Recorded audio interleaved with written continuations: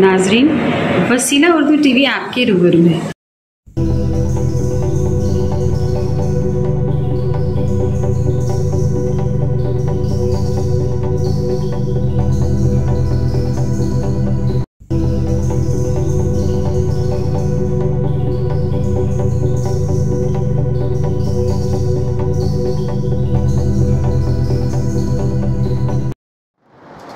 मेरी दरख्वास्त होगी जनाब सुहैल वाहीद साहब से वो तशरीफ लाए और उनके साथ तबदील के सिर्फ दो बातें कहना चाहता हूँ। पहले सेशन में भी जितने मकाले पढ़े गए और दूसरे सेशन में भी तो उसमें 70-80% मकाले इसी का मबनी है कि उसमें उन हालात का अहाता किया गया कि उर्दू अखबार को क्या मसाइल दरपेश थे और क्या मसाइल हैं, कितनी खामियाँ हैं, कितनी कमियाँ हैं, कैसे क्या होगा, मुश्किल होगा। बात साहब यहाँ मौजूद हैं, सदर भाई मौजूद हैं, भाई साहब भी हैं। दिल्ली मस्जिद में हमने जब एमफिल पे एडमिशन किया था तो हमारे उस्ताद नरन साहब क्लास लेने आते थे। शायद 60 मिनट का या 50 मिनट का क्लास होता था।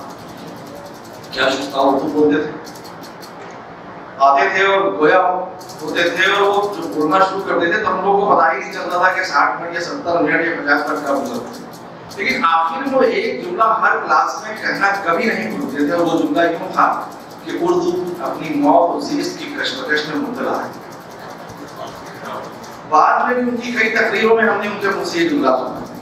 अब 30-35 साल पहले भी प्रोफेसर गोपीचंद नारंग जैसा अशरफ ये कहता था कि उर्दू मौत और ज़िस्त की कश्मकश में मुब्तला है और आज भी वही कहा जा रहा है। मुझे इसमें कोई बहुत ज़्यादा बहस करने की गुंजाइश नजर नहीं आती। ये हमेशा ऐसे ही चलता रहा है और ये उर्दू के साथ नहीं। आप हिंदी वालों में जाइए, हिंदी वाले भी लोग हैं, बांग्ला वाले अलग लोग हैं, मराठी अलग, तमिल तो तेलुगु जो सर्कुलेशन और उसके एतबार से सबसे बड़ी ज़बान बताई जाती है वो लोग भी लोग हैं। खैर दूसरी बात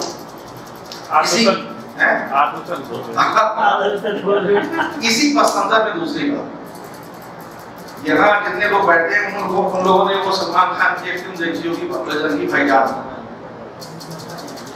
उसमें कैरेक्टर है चांद मियां, शायद इसी तरह से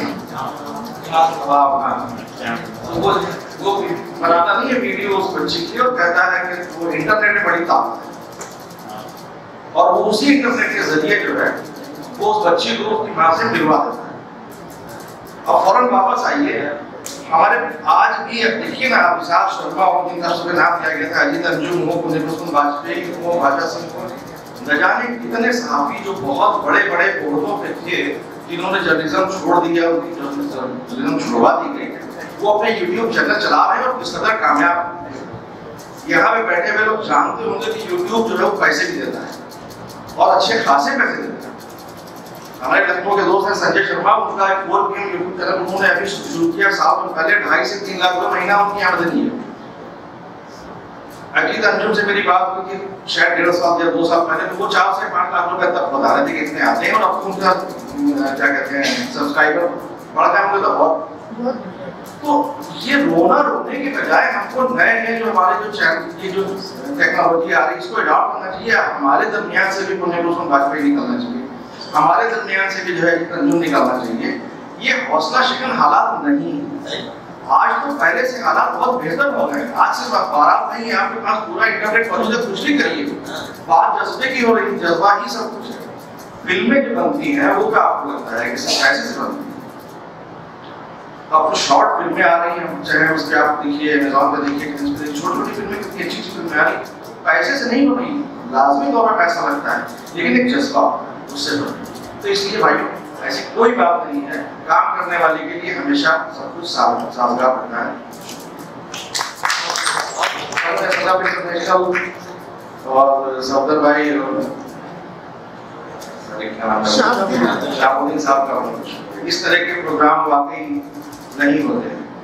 और सुबह भी किसी ने कहा था, अब आप समझ गए कि इससे पहले के जितने सेमिनार वगैरह हम देखते हैं ना, उसमें कुछ चुने हुए लोग बुलाए जाते हैं, एक सेक्शन में लोग बुलाए जाते हैं, अलग अलग शोबों से बुलाने के लिए भी आपको बहुत बहुत शुक्रिया। सिलसिला जारी रहना।